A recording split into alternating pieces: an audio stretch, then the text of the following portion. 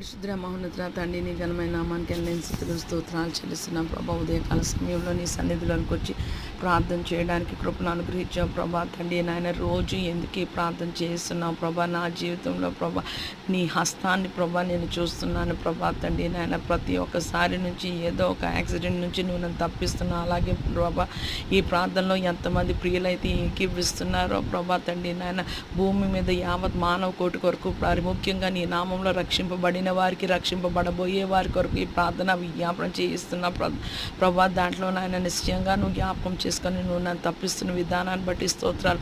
అనేకులు కూడా నువ్వు తప్పిస్తామని ప్రభా నేను విశ్వసిస్తున్నాను. ఎందుకంటే ఈ ప్రార్థన నేను చేయను ప్రభా. రోమిలికి రాసిన పత్రిక 8:26 ప్రభా తండ్రి నీ వాక్కు బట్టి నీకు స్తోత్రాలు, నీ కాపుదల క్షేమం బట్టి వందనాలు చెల్లిస్తున్నా. పండుకుంటున్న ప్రశాంతమైన నిద్ర దయచేయండి ప్రభా. వేకు జామనే ప్రభా నీ సన్నిధిలో ప్రభా భూమి మీద బతికి ఉంటుండగా ఒక్కటి కోరుకుంటున్నాం ప్రభా. నీ నామంలో